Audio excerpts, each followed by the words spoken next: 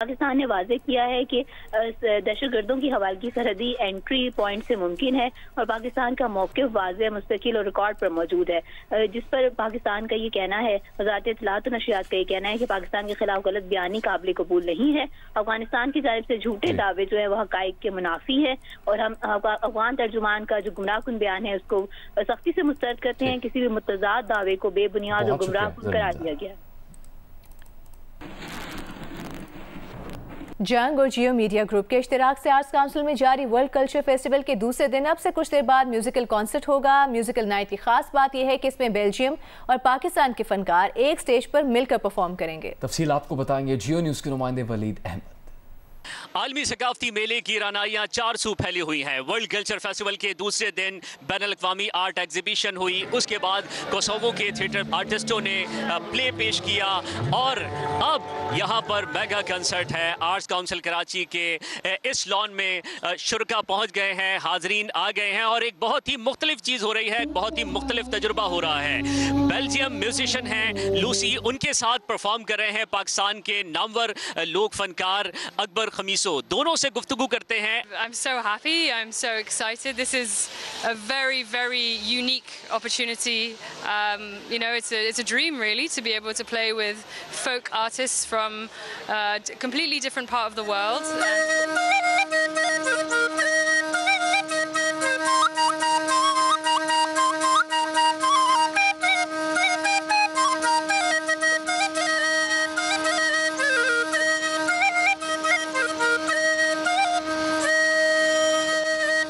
यही इस world culture festival की खूबी है कि जहां सिंध, बलूचिस्तान, पंजाब और पूरे पाकिस्तान के कलर्स यहां पर नुमाया हैं, तो वहीं पूरी दुनिया के फनकार इस आर्ट्स काउंसिल की छत तले जमा हैं और अपनी सकाफत का, अपने फ़न का मुजाहरा कर रहे हैं। डोगरा राज से आज़ादी का दिन आज गिलगित बल्तिस्तान भर में जोशो खरोश से मनाया गया।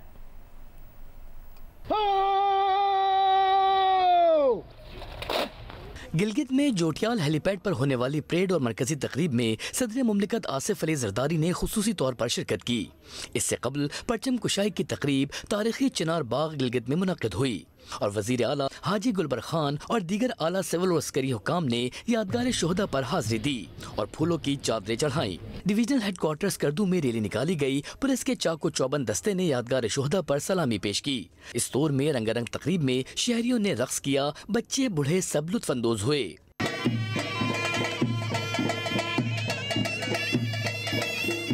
दयामर, चिलाज, गिजर, हुंजा में भी मुख्तलिफ सरकारी और निजी अदारों की जानिब से तकरीबात और रैलियों का एहतमाम किया गया।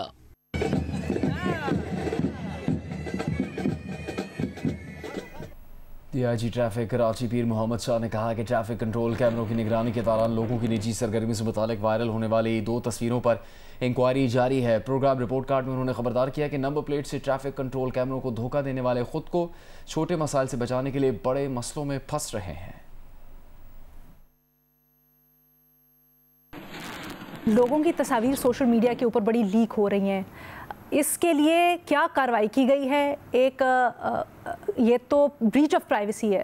बिल्कुल, ये 2 पिक्चर्स बिल्कुल वायरल हुई हैं और इसके ऊपर हमने तो बड़ा काम किया है, बल्कि ये हमसे भी ऊपर आईजी सिंध ने इसकी ना इंक्वायरी कमेटी बनाई है और वो देख रहे हैं, वो दे आर टेक्नोलॉजिकली सेवी पीपल। ये इंक्वायरी हो रही है कि वाकई क्या हमारे सिस्टम की पिक्चर है या कोई प्राइवेट पिक्चर कोई कैमरे की है। कब तक इस इंक्वायरी का रिजल्ट हम एक्सपेक्ट करें? मेरे ख्याल में तो ये टेक्निकल इंक्वायरी है, मंडे तक खत्म हो जानी चाहिए। डेटा को सिफ्ट करना है, पता लग जाएगा, टाइम स्टैम्प्ड सारी एक्टिविटी है, सबके यूजर आईडीज हैं, पासवर्ड्स हैं, पता लग जाएगा किसी ने किया है। बहुत सारी वीडियोस देखते हैं जिसके अंदर नंबर प्लेट्स के ऊपर कोई ना कोई ऐसा स्टिकर चिपका दिया जाता है या कोई एक अल्फाबेट या नंबर छुपा दिया जाता है जिससे कैमरा उसको कैच नहीं कर सकता। ये बताएं, ऐसी सूरत हाल में फिर क्या होता है?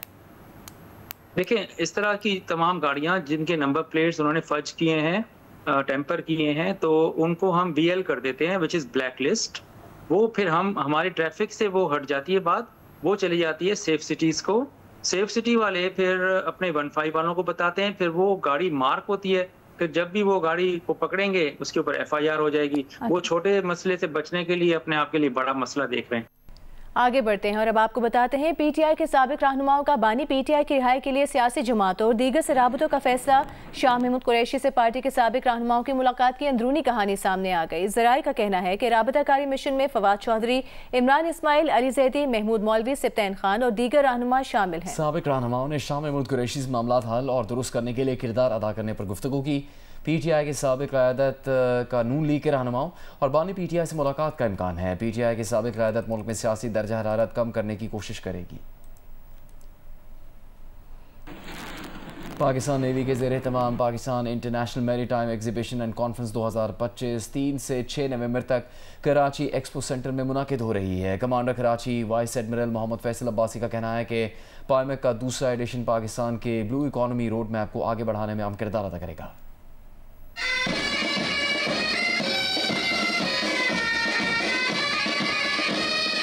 कराची के एक्सपो सेंटर में international maritime expo and conference 2025 की तैयारियां आखिरी मराहिल में हैं। सऊदी अरब, ईरान और तुर्किया समेत 44 ममालिक शरीक हैं। मीडिया ब्रीफिंग में commander Karachi vice admiral Mohammad Faisal Abbasi का बताना था कि पाकिस्तान की ब्लू इकोनॉमी का सालाना हजम 40 अरब डॉलर है। इस पर काम किया जाए तो मजीद मुस्बत नताइज हासिल होंगे। मुल्क में सी फूड एक्सपोर्ट का हजम 10 अरब डॉलर है, जबकि एक्सपोर्ट सिर्फ 40 से 50 करोड़ डॉलर है। एक्सपो 2025 पाकिस्तान के ब्लू इकोनॉमी रोड मैप को आगे बढ़ाने में अहम किरदार अदा करेगी। There is no region of the world which is not being represented during the PIMEC. चाहे अफ्रीका की बात कर लें, अमेरिका की, नॉर्थ अमेरिका वाली कर लें, यूरोप की बात करें, एशिया की बात करें, तो आपको मिडिल ईस्ट से भी, तो हर जगह से कोई ना कोई आ रहा है। तो आपने ट्रस्ट दिया उनको कि वो आएँ आपके पास और आके यहाँ पे अपने 3 दिन 4 दिन यहाँ गुजारें, एग्जिबिट करें, अपने लोगों को लेके आएँ, अपना सामान लेके आएँ और फिर यहाँ पार्टिसिपेट करें। तो ये भी एक अचीवमेंट। मैंने कहा ये एक दिन की बात नहीं है, इट विल टेक टाइम, इससे वक्त लगेगा, लेकिन हमें इसकी तरफ चलना है, हमें अपनी कोशिशों को जारी रखना है।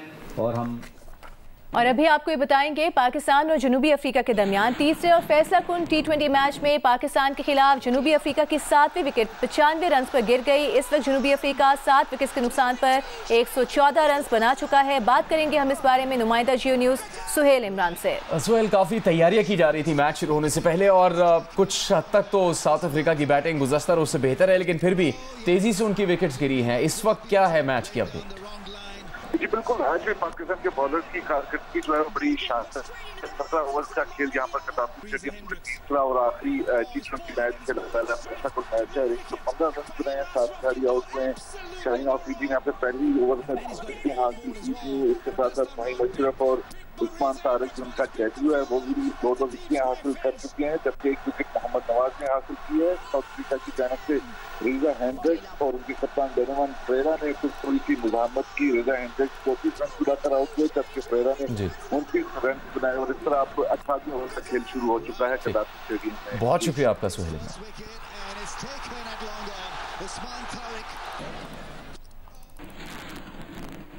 तीसरा T20 मैच जनूबी अफ्रीका और पाकिस्तान के दरमियान लाहौर के कज़ाफ़ी स्टेडियम में खेला जा रहा है, जहां पर साउथ अफ्रीका की टीम 139 रन बना सकी है और पाकिस्तान को 140 रन का हदफ दिया है। ये फैसला कुन मैच है। T20 सीरीज़ में एक मैच पाकिस्तान और जनूबी अफ्रीका जीत चुके हैं। गुज़श्ता रोज़ पाकिस्तान ने सनसनीखेज़ मुकाबले में जनूबी अफ्रीका को शिकस्त दी थी और पाकिस्तान की बॉलिंग साइड की जानिब से बेहतरीन परफॉर्मेंस का मुजाहरा किया गया था। आज भी जनूबी अफ्रीका एक बड़ा टोटल बनाने में कामयाब नहीं हो सकी और पाकिस्तान को 140 रन का हदफ मिला। पाकिस्तानी बॉलर्स ने शानदार परफॉर्मेंस का मुजाहरा किया। शाहीन आफरीदी 3 विकेट्स ली, उन्होंने 26 रन देकर सलमान मिर्जा ने 1 खिलाड़ी को आउट किया, फ़हीम अशरफ ने 2 खिलाड़ियों को आउट किया और उस्मान तारिक ने भी 2 विकेटें ली। और साउथ अफ्रीका के बैटर्स की बात की जाए तो वो आगाज़ में उनकी कारकर्दगी मायूस कुन रही। पावर प्ले कोई ख़ास कारकर्दगी ना दिखा सका और जनूबी अफ्रीका ने पाकिस्तान को जीत के लिए अब 140 रन का हदफ दे दिया है। नीदरलैंड्स में माल बरदार ट्रक ट्रेन के सामने आ गया। वाक़े की CCTV वीडियो सामने आ गई। वीडियो में देखा जा सकता है कि ट्रक ड्राइवर पहले ट्रेन की पटरी क्रॉस करके आगे बढ़ता है,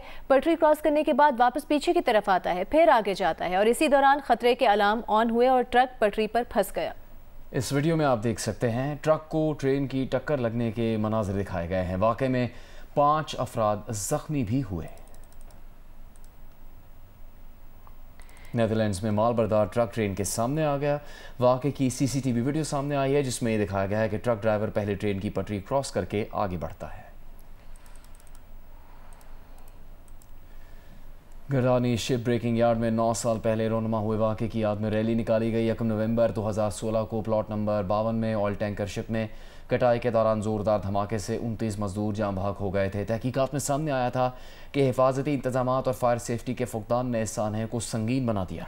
national trade union federation Pakistan और शिप ब्रेकर्स वर्कर्स यूनियन ने सानहे गडानी के शोहदा की याद में रैली निकाली। कहा, गडानी शिप ब्रेकिंग यार्ड में आज भी मजदूरों के तहफ़्फ़ुज़ और उनकी हिफाजत के लिए बेहतर क़वानीन नाफिज नहीं किए गए हैं।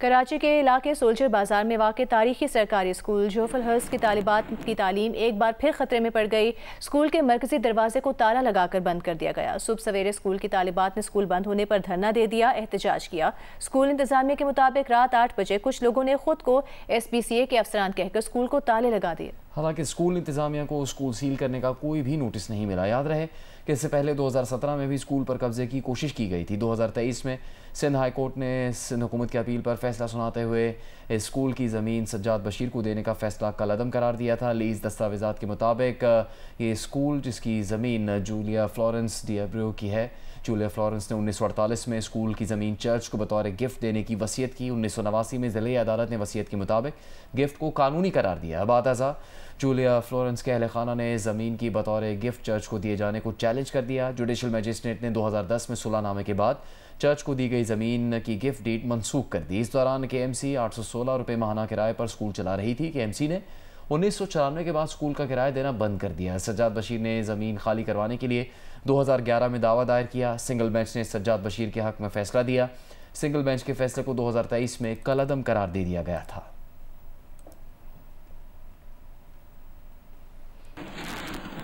वज़ीर आज़म शहबाज शरीफ ने 59 लाख रिकॉर्ड टैक्स गोशवारे जमा होने पर FBR हुकाम को खराज तहसीन पेश किया है। कहा कि 9 लाख नए टैक्स फाइलर्स का टैक्स नेट में आना आवाम की हुकूमत की पॉलिसियों पर एतमाद की अक्कासी करता है। टैक्स निज़ाम की इस्लाहात से मुस्बत नताइज मिल रहे हैं। FBR में मेरिट की बालादस्ती को अवलीन तरजीह दी। टैक्स आमदन में 9 अरब का इजाफा हुकूमत की FBR इस्लाहात का मुंह बोलता सबूत है। FBR निज़ाम की मजीद इस्लाहात का सिलसिला तसलसल से जारी है। लाड़काना में खैरपुर जोसो के करीब बस उलट गई। रेस्क्यू इदारे के मुताबिक हादसे में 3 खवातीन समेत 4 अफराद जाम बहक, 27 अफराद जख्मी हो गए। बस शिकारपुर से सेवन जा रही थी। लाहौर में स्कूल क्रिकेट कप का आगाज हो गया। इवेंट में 8 टीमें शरीक हैं। इफ्तिताही तकरीब से खिताब में चेयरमैन PCB मोहसिन नकवी का कहना था कि खेल में खुराक और फिटनेस के मामले में हम बहुत पीछे हैं। नौजवान खिलाड़ियों को रहनुमाई की ज़रूरत है। हमें स्कूल्स के लिए जो बड़े शहर हैं ख़ास तौर पे इन पे, और फिर ऑलरेडी एक हमारा स्कूल का टूर्नामेंट चल रहा है जिसमें पूरे पाकिस्तान से 450 के करीब स्कूल्स हैं जो पार्टिसिपेट कर रहे हैं। तो उसमें से जो टॉप 8 टीमें हैं ये लाहौर में उनका टूर्नामेंट है। इसी तरह ये बाकी शहरों में भी इसी तरह जो टॉप 8 टीमें होंगी वो पार्टिसिपेट करेंगी और हर शहर का जो विनर है वो डिक्लेयर होगा। हमने इनके लिए जो सबसे ज़्यादा ज़रूरी चीज़ है वो करने की है कि इनको बताना है कि अपनी डाइट का कैसे ख्याल रखना है, अपने आप को स्ट्रॉन्ग कैसे बनाना है। बिकॉज इस टाइम पे अगर कोई टीम सबसे कम तवज्जो दे रही है वो हम लोग हैं जिसको हमने ठीक करना है। हमारे लोगों को उस तरह गाइड नहीं किया जाता, हमारे प्लेयर्स को उस तरह गाइड नहीं किया जाता कि आपने कैसे अपनी खुराक को रखना है, साथ लेके चलना है, एक्सरसाइज कितनी ज़रूरी है। तो वो सारी की सारी चीज़ें हम एटलीस्ट इस जगह से शुरू करेंगे और डेफिनेटली जो बड़े प्लेयर्स हैं उन तक तो हमने जाना है।